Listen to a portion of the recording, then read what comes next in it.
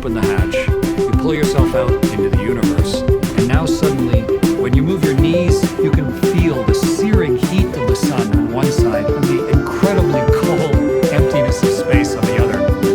When you're no longer Earthlings, how do you navigate? You can use the stars. You can actually see how that place where you were raised fits into the overall complexity and reality of the solar system. You start to unavoidably wonder, are we alone in the universe or not? Our technology is just good enough now that some of you taking this masterclass are going to fly in space. Reusable rocket ships give us access to explore like we've never had before. It will be a great moment of introspection for humanity if you're the person who finds that one little fossilized flower on Mars. I'm Chris Hadfield, and this is my masterclass.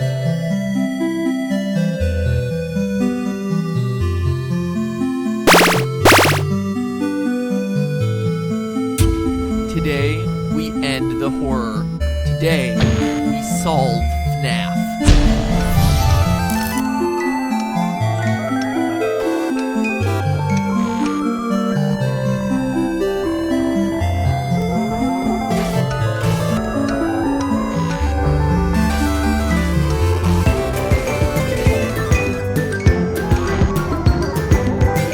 Hello, Internet! Welcome to Game Theory, where, after months of intensive therapy, I'm back to finally put the original FNaF tetralogy to rest. It's done. No more Halloween updates, no more FNaF 5 rumors, and no more suck on that.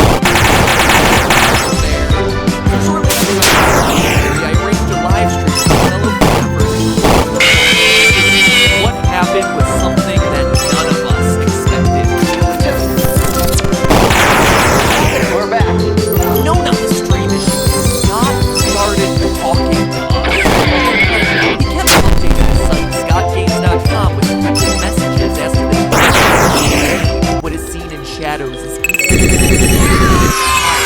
FNaF 4 minigame, why would the tiny toy Chica be missing her beak? And finally, 4 games, 1 story. It was incredible! After a year of taking shots in the dark, finally we were, in a way, hearing back from the man who knew all the answers. Scott Cawthon, the creator, was reaching out from the shadows to give us, for pretty much the first time ever, concrete leads as to where to look. But what did these cryptic clues mean? In the moment, the best I could do was this. Is it possible that FNaF 2 didn't actually happen? But in the days that followed, those 3 clues led theorists on Reddit, Steam, and YouTube to completely throw out everything that they knew about the franchise. What if we were looking at the franchise all wrong? Instead of counting animatronic toes, calculating minimum wage rates, and tracking Purple Guy's work history, maybe we needed to take a step back. What if everything in FNaF was just a dream? That's right, a FNaF dream theory, that everything we played through these games was created in the mind of the FNaF 4's crying child. It sounds like a cop-out, right? Like a lazy storytelling cliche. Maybe, but stay with me. Even if you think you've heard parts of this theory before, you'll want to stick around. I've unearthed the clues that finally put our year and a half of FNaF speculating to rest. Of the 3 clues Scott gave us that day, the most damning one was the last one. Why would Tiny Toy Chica be missing her beak?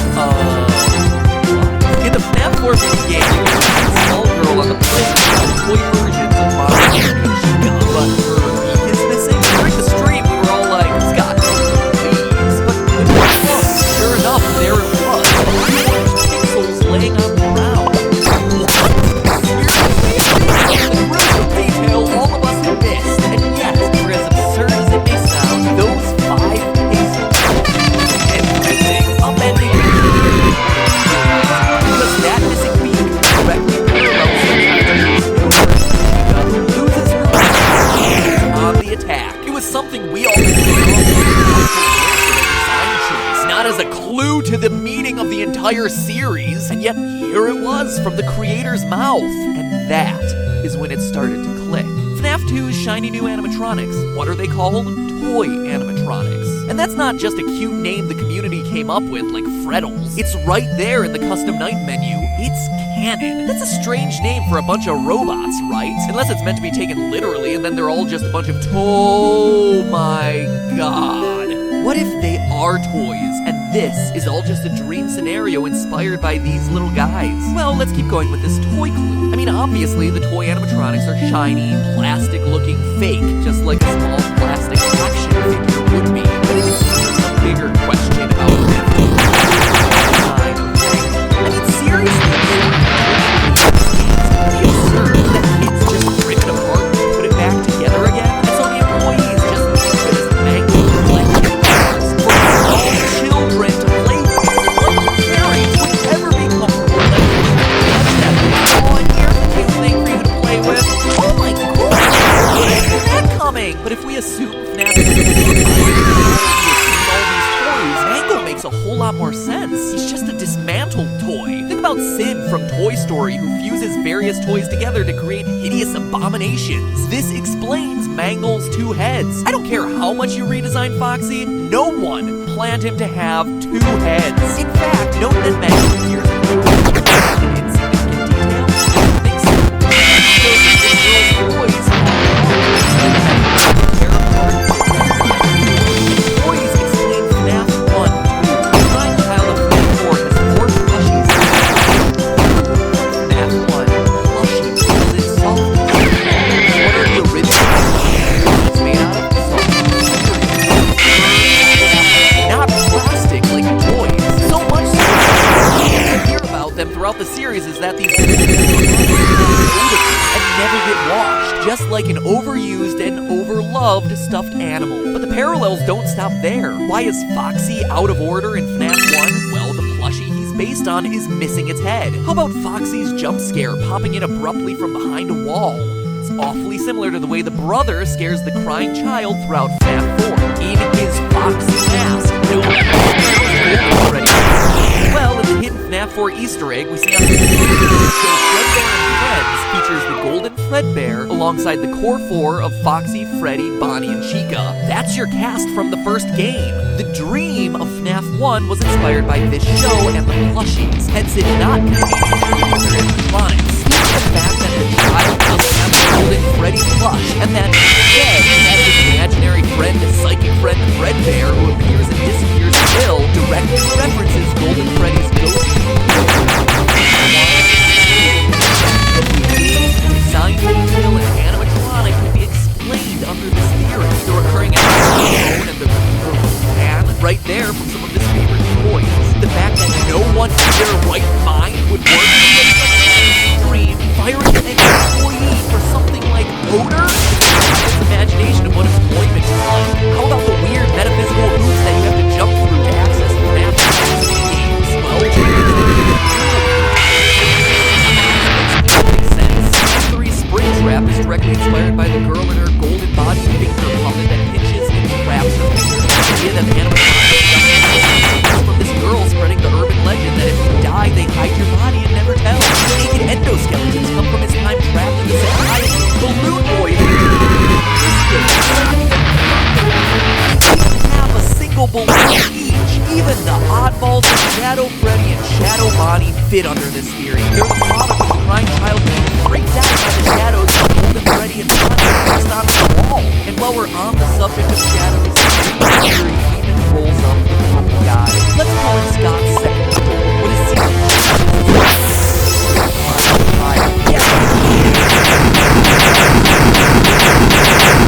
more likely referencing is purple guy helping a they're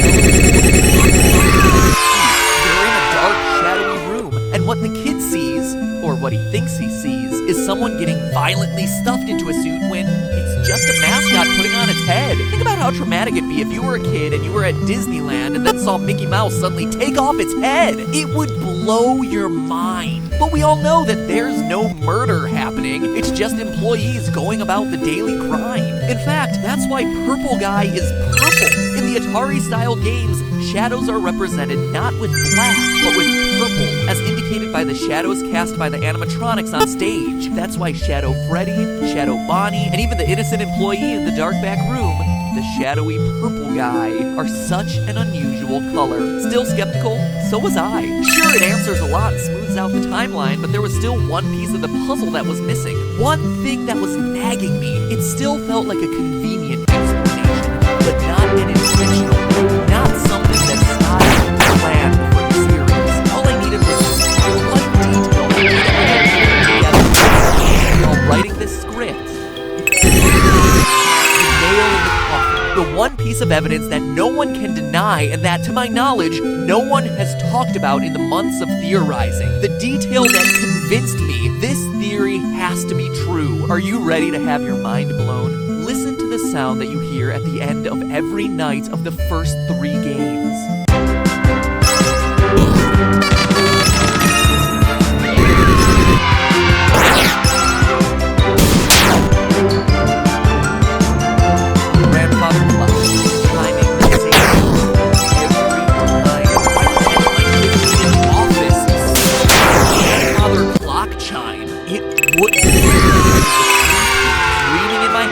With a grandfather clock right outside my room, just like the layout of the crying child's house we see in the FNaF 4 minigames. 6 o'clock a.m. Get up. Now let's look at each night and there. Because we're no longer in the crying child's house. We're in a front cover from being written against the blue and flower Easter. But they're all equipped with a generic This was the missing link. Evidence theory from convenient explanation for a lot of the game's weaknesses. The definitive proof that this is what Scott intended. My heart is racing right now. I'm so excited about sharing this with you. It feels like finding the Rosetta Stone, one detail that unlocks everything else in this huge mystery we can solve. But at the same time, it's bittersweet. Instead of beginning the episode. It sounds like a cop-out, right? Like a lazy storytelling cliche. If you're honest with yourself, notice in my videos I don't cover dream and coma theories very often for exactly because it's all a dream. Weird stuff can be written off, logical errors overlooked simply because it's not They're hard to argue against and can be molded into a random collection of details. And for a game like FNaF, where us theorists have spent thousands of hours going through all the details, making and remaking the timeline, then every last piece of information fit together in the game's a dream reveal invalidates all of it. It says that none of it really matters and none of it really happened. And Scott knows this. Let's take a quote from Scott in his update on Steam regarding the Halloween DLC. Quote, "The story remains completely hidden. I guess most people assume that I filled the random Easter eggs this time. I didn't. What's the problem? It's the pieces put together. But the bigger question is, would the community accept it that way? The fact that the pieces have remained elusive this time strikes me as incredible and special, a fitting conclusion in some ways, and because of that, I've decided that maybe some things are going to be forgotten forever." End quote. To me, the key phrase here is, would the community accept it? What I know is that it's all a dream explanation. Astronomical expectations. About the puppet? What about the oddly specific detail of the paychecks? How about Scott confirming on Steam that my FNaF 2 theory was almost 100% correct? It's this will the community accept it quote that makes me think Scott intended the dream theory to be official, but also understands that ever revealing it would be a huge mistake. Hence him keeping it locked in the box. I mean, you can already see it in the comment threads discussing earlier versions of the dream theory. People enraged by the sheer mention of this thing. Heck, you'll probably see it in this comment section. But it doesn't have to be that way. Sure, the nights themselves may be a series of dreams, but the lore contained within those dreams doesn't have to be meaningless. In fact, it's not. Think about it. The urban legends the kids are sharing had to start somewhere. That crying child clearly saw something that made him scared of these restaurants. And then how do the Atari games fit in? Are they just dreams within dreams? They're not. In researching this episode, I not only found the clues that solidify the dream theory, but also the missing links that we've all been timeline together. Timeline will be about 4 games, 1 story, maybe a reference to a pride bears and possibly also be referencing the story of the game's primary struggle. And next week, covering that, how all this game theory, Saturday the 9th, 1 p.m. Eastern Time, 12 o'clock p.m. That's noon for all of you currently trying to figure out whether that's midnight or noon. I know, I get it confused all the time. Why am I telling you midnight? Well, we're covering that story, followed up immediately by a live stream discussion where I will be with the definitive answers to this incredibly mysterious series. And I want you guys to be there so you can ask your questions and talk about all this together with us live. So remember, that's Saturday the 19th at 3 o'clock p.m. Eastern Time, noon Pacific Time for that episode, followed immediately by a live discussion with you guys. Share all this with you guys. And in the meantime, remember, that's just a game theory.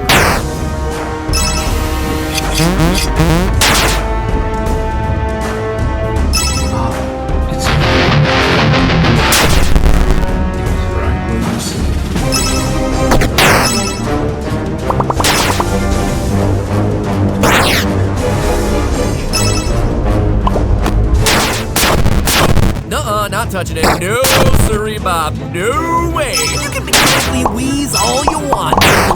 Benedict, Captain, Purple Guy, Jingleheimer, Schmitz, but I am not. I am not spending another 20 minutes trying to piece together whether you're Springtrap, whether you're Purple Guy, whether you're a second Purple Guy, and whether all of this requires another rewrite of the timeline. I am not doing it. At least until the next book comes out. Nope. No. Today, the series that prompted lore-based theories to flood this channel is getting the old school game theory treatment. That's right. Today, I'm tackling the science of Five Nights at Freddy's.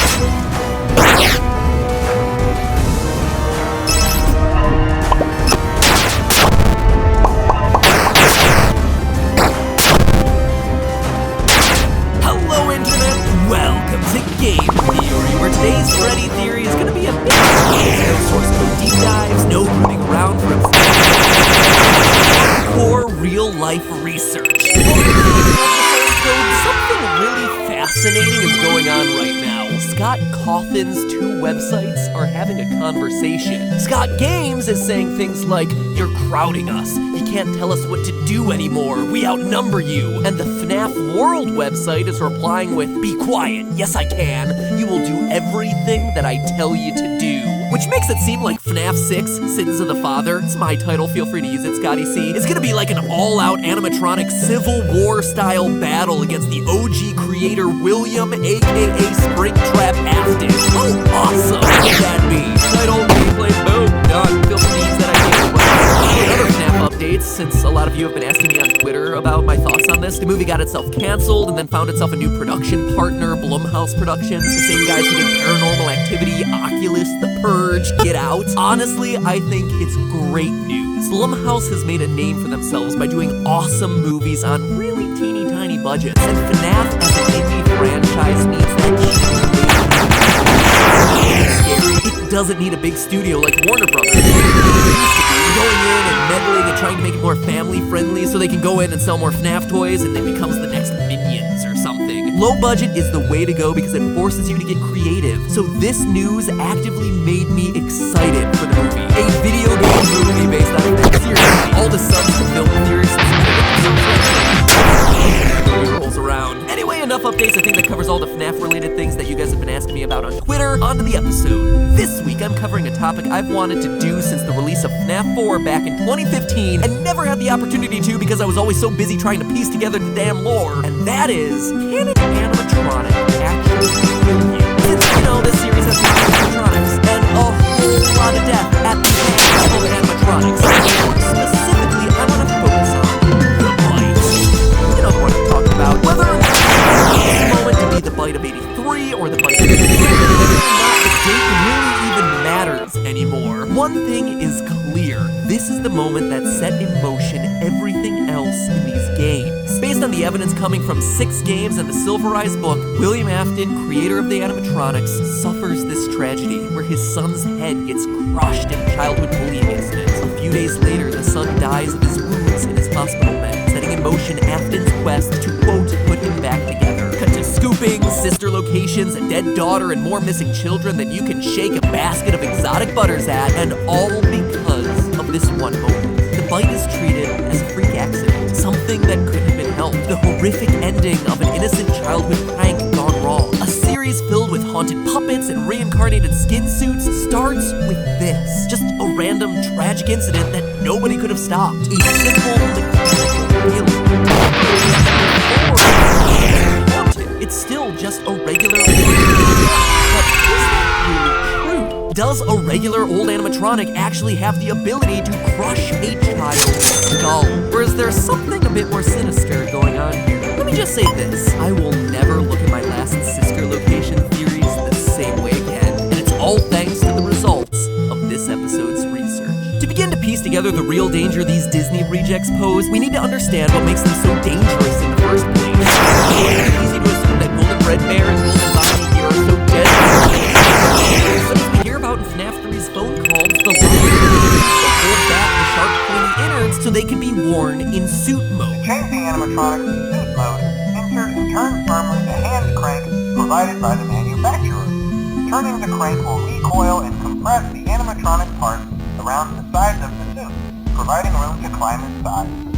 Please make sure the spring locks are fastened tight to ensure the animatronic devices remain fixed. It's also something that we witness up close and personal during Night 4 of FNAF's sister location. The spring locks hold back the robotic innards, and them unsnapping and releasing the mechanism is what makes them so deadly. But during FNAF 4's bite, Golden Freddy is already in robot mode. There would be no spring locks activated. They would not be snapping shut. To put it simply, the robot is operating like any normal animatronic would be, meaning that the danger is coming not from some weird, unique detail of FNAF-verse-style robots, but rather from the same mechanisms that exist in any animatronic, be it in a fictional pizzeria to the creepy remnants of Big Bear Jamboree heads looking down at you from the Winnie the Pooh ride in Disneyland. Go ahead, look up.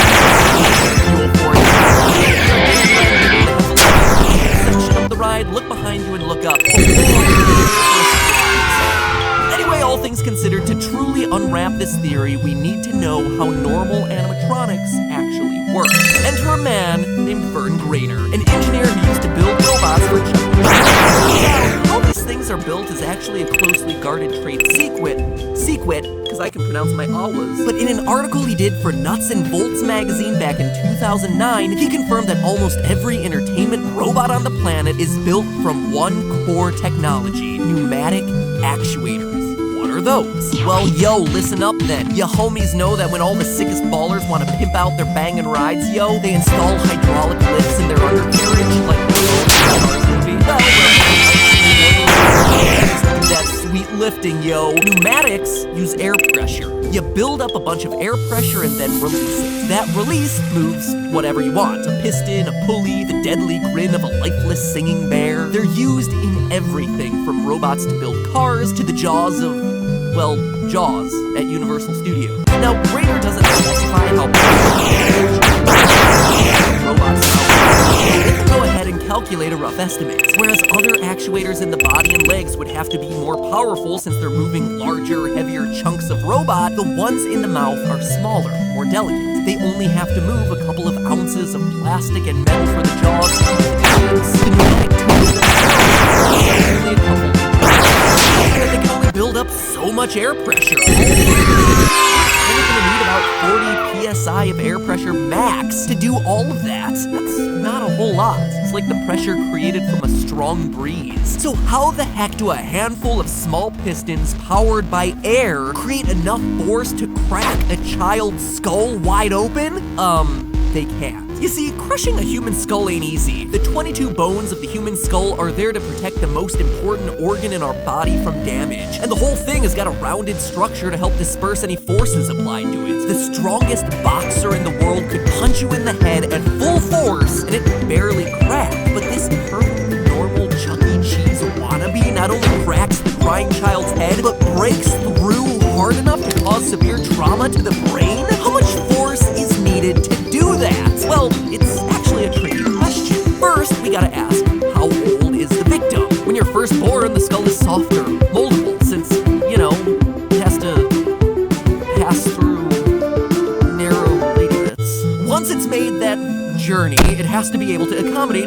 growing brain. So it has these soft spots called fontanelles to give the skull flexibility. So I immediately thought that our crying child birthday boy might be a bit easier of a nut to crack considering how tough he is, but and out after spots disappear or ossify by the time that you're 9 to 18 months old. And I don't care how heartless of a killer you are, purple guy, you ain't letting your 1-year-old hobble his way home after a day of sitting terrified in a broom closet. Second, to answer the question I had to ask, what parts of the skull are we talking about? As a result,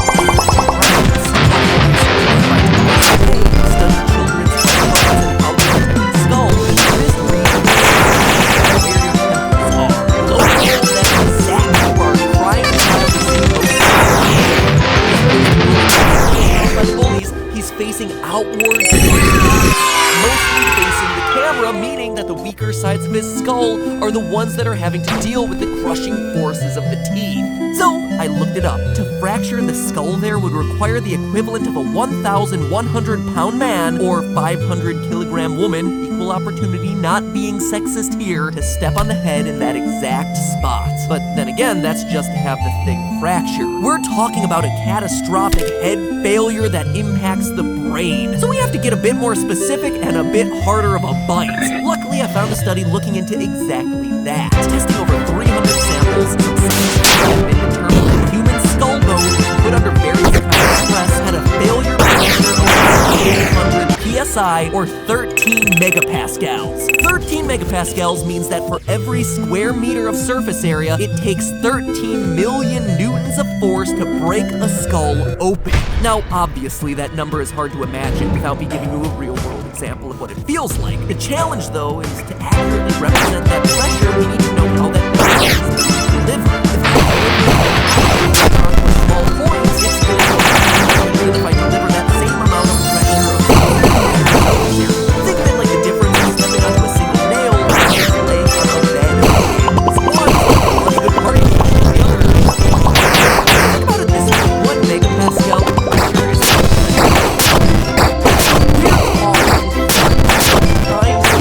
that is a lot of pressure. In our case, that pressure animatronic being landing on either side of the crying child's head. A lot more than that single nail example. So to find out just how powerful and deadly these teeth are, we're gonna need one thing: pixel measurements. We need to know the surface so that we can figure out how much force in among those teeth. Now, obviously, we're gonna have to approximate the game contains no real measurements to go off of, so instead I started with Freddy's face. It's an Easter egg I never really addressed in years, but way back in FNaF 1, lots of theorists were talking about it. This smudge is in the shape of a handprint. Now, granted, it isn't a golden suit, but as we see in that game, the two are comparable in size. Given that the average human hand is about 18.89 centimeters long, we can use this handprint to scale everything else. Freddy's head then is 32 centimeters wide, or about which makes a lot of sense. We need something big enough to see. A combination of images from different angles, we use this to determine the dimensions of 1, 2, which comes to 1.4 square centimeters. When you add it with 18, gives us a total surface area of 11.6 square centimeters. So, using the power of math, we can use this to determine 1.4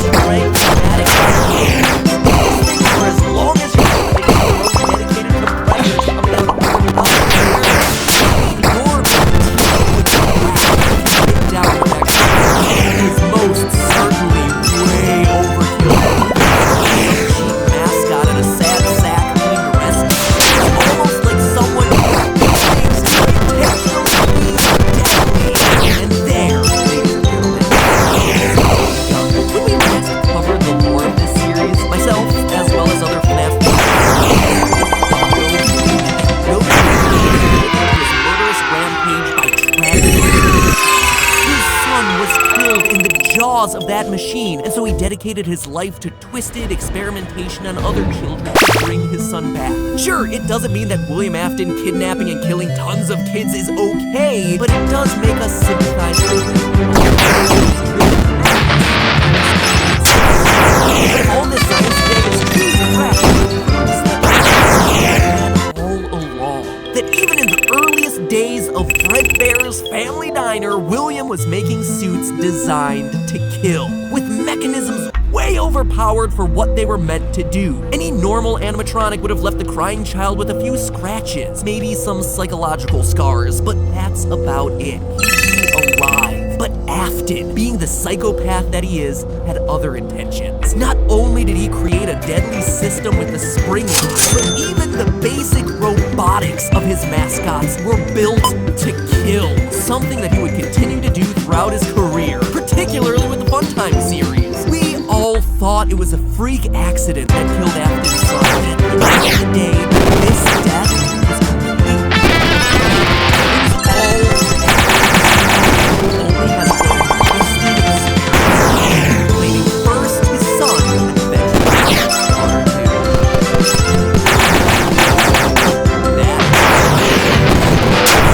But hey, that's just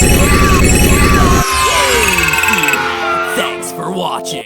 6 whole months since a FNaF theory? Wow, time flies. It's actually really nice to cover the series again with fresh eyes. I even figured out some new lore bits while working on this one, stuff that I'm sure will show up in the next FNaF theory coming this summer. So if you haven't done it yet, make sure that you bite down hard on the subscribe button in 3, 2, 1, run!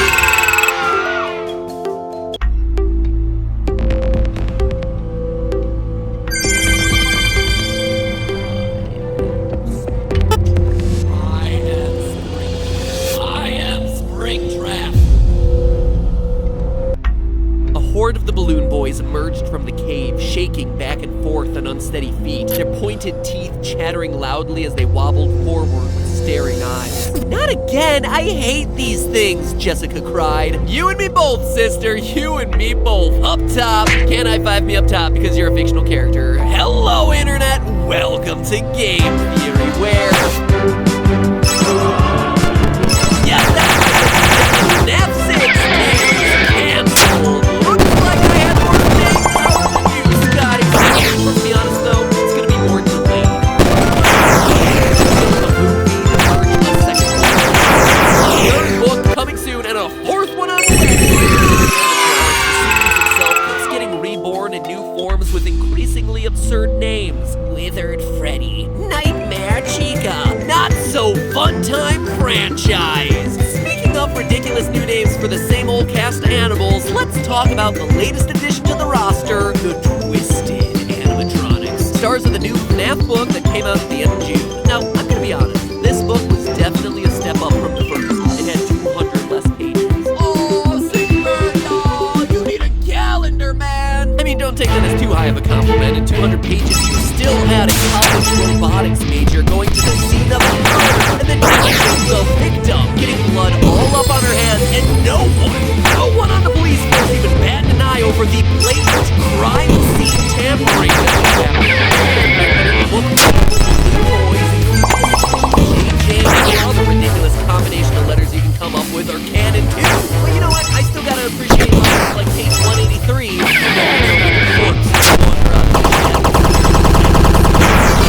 Books and some self-aware of their own absurdity at this point. Now at this point, Scott's made it clear that the books and the game are set. Shambling away on the mind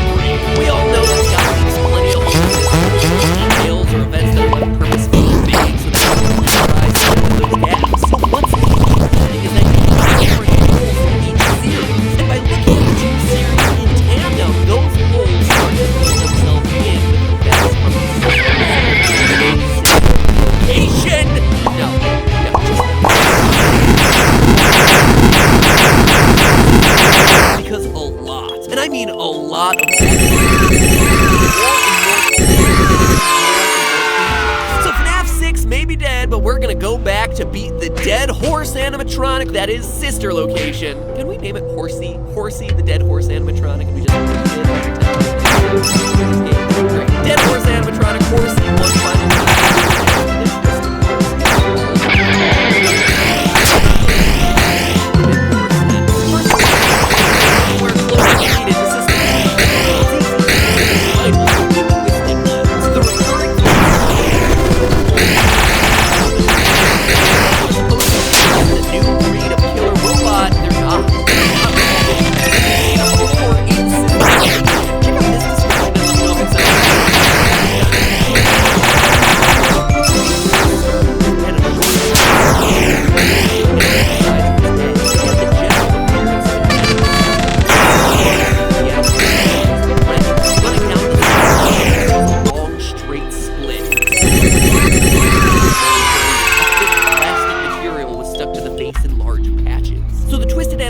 Have a plastic-like covering and a face that splits open. It certainly sounds like the aesthetic of the Funtime animatronics, but it doesn't stop there. These guys were built to be big because their mission is to capture children, like Pokeballs, out for revenge. Page 140. Freddy's face slid across the bed like a python. His head lost its shape as it folded outward, taking hold of her feet and beginning to swallow, moving slowly upward as he thought not to fight. His cheeks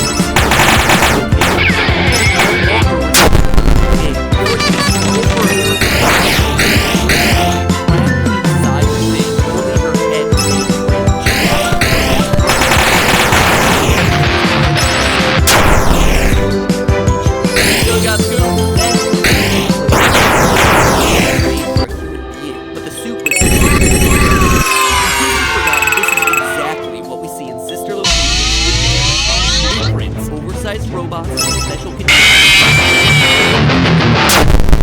even the description for how people get scooped into the animatronics is reminiscent of Sister Location's horrific license. Page 92. The animatronics arm is chest open like an iron gate. Its metal pieces slid out of the floor to reveal a dark, gaping pit where sharp spikes and spring lines just barely to be triggered. She beat against his bed to the other arm steadily forced her closer. Why does any of this and the Twisted Ones as a whole book matter in the context of the FNaF games? Well, in the opening sequence of Sister Location, we hear that the Funtime animatronics were built by William Afton. With all due respect, those aren't the design choices we were curious about, Mr. Afton. A guy who, up to that point in the series, had only been named in the first book, Silver Eyes. By the end of the book, we learn that William is Purple Guy, the killer who kidnaps kids while wearing a golden Bonnie suit. But Silver Eyes also introduced us to other important characters for the FNaF series as a whole, including Henry, no last name given, William's partner and the more creative half of the company, the one who actually created the animatronics. So after reading Silver Eyes, we were left with William, the business guy who doesn't create robots but does kill children, and Henry, the creator who does create robots but doesn't kill children. Got all that? Good. Now, in my FNaF 5 Decoded video, I drew parallels between Henry and a mysterious figure that we saw during a secret cutscene of FNaF World, both of whom create animatronics and commit suicide. Long story short, in the game, he ends his own life because he created Baby, a robot that he's ashamed of. In the book, why Henry kills himself is still a big part of the mystery. Now, if you want more information about the parallels between these two characters, click the eye icon in the upper right-hand corner of the screen because I go more in-depth there. But after that video, it seemed like a lot. We finally had some solid leads as to who these key players in the games were, and the clues were coming from Silver Eyes. But then that opening cinematic from Sister Location played the first time we all booted up the game. Afton acknowledged that he was the one who created the new robots. And everyone, including myself, was like, well, there went that theory. Afton was supposed to be the business guy, not the creator. So if he's the one who builds animatronics in the game, then Henry must not exist in this universe. God had pulled the wool over my eyes, or at least retconned huge parts of his story to keep me off the scent once again. Except not. The theory was right the first time. The Twisted Ones book confirms that both Henry and William Afton create animatronics, with the originals being built by Henry and the Twisted Funtime style animatronics being Afton's. On page 92 of the Twisted Ones, we see the main character Charlie, daughter of Henry, talking about one of these new animatronics. Quote, the hardware, the joints, It's older technology. Maybe he made them earlier? I don't know. I recognize some of this as my dad's work, but then a lot of it's foreign to me. Someone else may have had a hand in it. I'm not sure if my dad made it or not, but I have a feeling he's the one who buried this. Oh yeah, by the way, in the book, the twisted animatronics bury themselves during the day and come out at night to nab people. Animatronic zombies. Why not? It is probably one of the things that makes more sense in the book, honestly. Anyway, it's continually hinted at throughout the book that these animatronics weren't built by Henry. My father wouldn't have used this. He always put stops so that the joints couldn't do things humans can't do. Then again, on page 113, the bear was frightened, misshapen, an imitation of Freddy created by someone else. It was a strange variation, into which her father had never breathed life, but William Afton, Dave, did. And then finally, William Dave, maybe Purple Guy Springtrap Afton confirms it on page 186. Did you think my robots would be as poorly designed as your father's? So there you go. The original theory still stands. Henry and William can both be active players in the game universe because both build animatronics. And if you need even more evidence, then think about it this way. At the end of FNaF World, Henry admits that he created Baby, and then he kills himself ashamed of his creation. At the beginning of Sister Location, we see that Afton is still alive, he's claiming creation rights, and he's obviously proud of his new robots. Then, at the end of the game, his son Michael Afton says that he's gonna come find his father. Father, it's me, Michael. I'm going to come find you. Thus, William is still alive, Henry is dead, but both must be a part of these games. And that's an important detail to solidify because the book also confirms something that FNaF theorists had been speculating about since the release of Sister Location. One of the weirdest details from that game was hidden in Funtime Freddy's roof, where a map of FNaF 4's house was above and directly connected to the map of the Sister Location facility. It was also something that was hinted at throughout the Silver Eyes novel. Again, something that I covered in a previous theory, linked via those iCards in the upper right-hand corner. But Twisted Ones not only confirms this underground bunker for Sister Location exists, it also confirms whose house it's built under. Henry's. In the novel, we see the twisted animatronics capture the main character Charlie, again, Henry's daughter, and drop her off in some remixed version of the FNaF 2 pizzeria. I say remixed because, like a lot of this book, it's a weird hybridization of things that happen in the games and other stuff. It's got the Carousel and Balloon Boys from the FNaF 2 location, but then there's a cave and a waterfall for some reason. Because why not? FNaF 7, Under the Sea! Earlier in the book, Charlie and her boyfriend John, who admittedly has to be the most patient and loving boyfriend in the history of the universe, like Charlie shows him no sense of affection and he is there just like a sad puppy dog. It is tragic. Anyway, those two go to visit Charlie's childhood home, which has been destroyed by a storm. And what they find is that the storm has broken down a wall to reveal a new room, a secret room, hidden in their house that Charlie had never known about. Whoa, that's not even part of the house. I've never seen this room before. The walls were made of dark concrete. The room was small and windowless. A box jammed into the house and sealed away from the rooms. Out there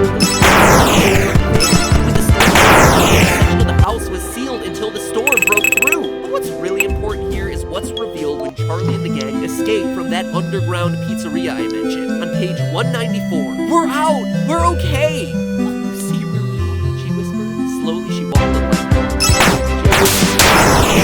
it's the floor, one of which contained a headless, half-buried robot. John, this is my dad's house. It's the room we found. They escaped upward out of the underground pizzeria and wound up in Henry's house. So slowly the pieces start to fit together. Henry in the book buries and tries to seal off the twisted animatronics and then commits suicide out of guilt for asking William to build these things in the first place, just like we see him do in FNaF.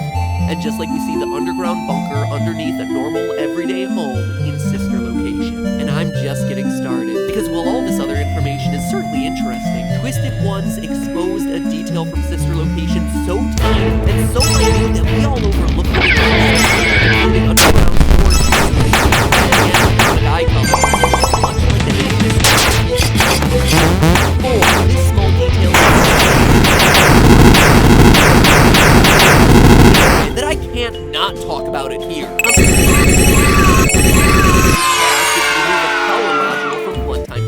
After following the narrator's instructions on which buttons to press and what order to press them in, Freddy's chest pops open and the power module reveals itself. And it's this little blinking black dot, oddly unconnected to literally anything else in the animatronic, and in a pretty unusual place, just kinda stuck on, slightly off to the side. I remember thinking thinking at the time that this was an odd design choice for something that was supposedly powering the whole animatronic, but how would I know? No one, and I mean no one, called this thing out, considering Night 3 in general was just kinda forgettable, overshadowed by the misery that was the Spring Lock Challenge on Night 4, and the fascinating Of course, no detail is too small in this series, and Twisted Ones blew the lid off this disc's true purpose. Its little mystery being so important that it's the reason they're called the Twisted Ones in the first place. Stick with me now, because I'm not making any of this up. That little device from Sister Location is actually a mind-control disc. Pause for all the stunned gasps and requisite eye rolls. I don't blame either of those.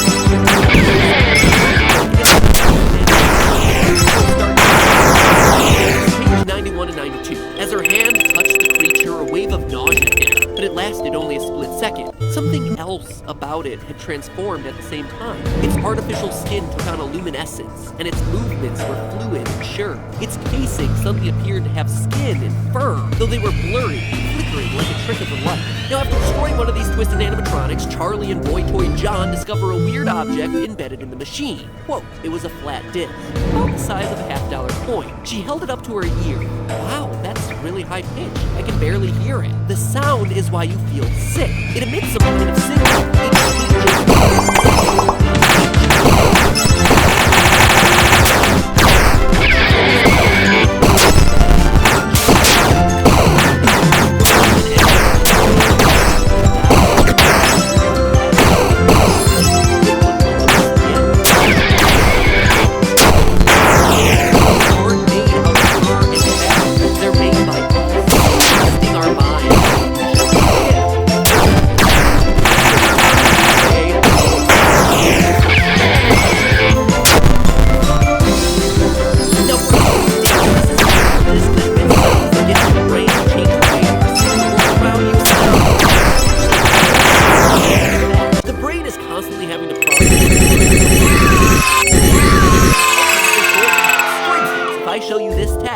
You're probably going to be able to read it really quickly, right? It's because the brain isn't reading text by individual letters, but rather by the context of the other words around it, the way it expects the sentence to go, and making guesses off the most frequent short words that it sees on a day-to-day basis. The same is generally true in visual perception. Without going into detail here, it's how optical illusions work, and there's been plenty of research on how the brain fills in visual gaps that it experiences.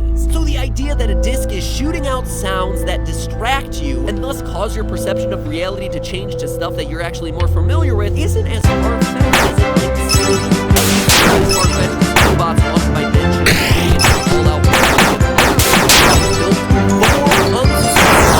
which is literally a thing that happens in the climax of the series. And of course, it probably goes without saying, but these little mind-controlled discs were created by none other than dear old dad, William Afton, age 99. There was writing along one edge. She had to bring the piece of plastic close to her face to make the letters out. They were tiny and written in an old-fashioned, flowing script. They read, Afton Robotics, LLC. Charlie dropped the disc immediately.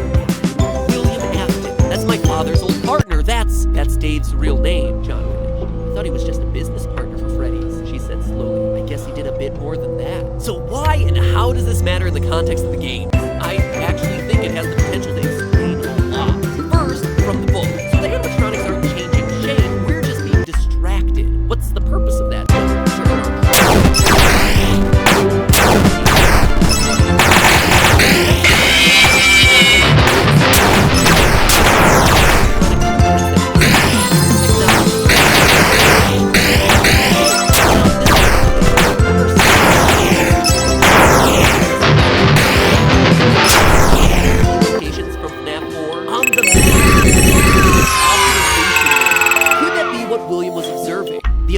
Mind-twisting discs on children. Could FNaF 4 not have been a dream, a nightmare, a hospital hallucination, whatever, but rather the twisted dreams generated by these distraction discs? But even beyond that, I think these discs explain the topic way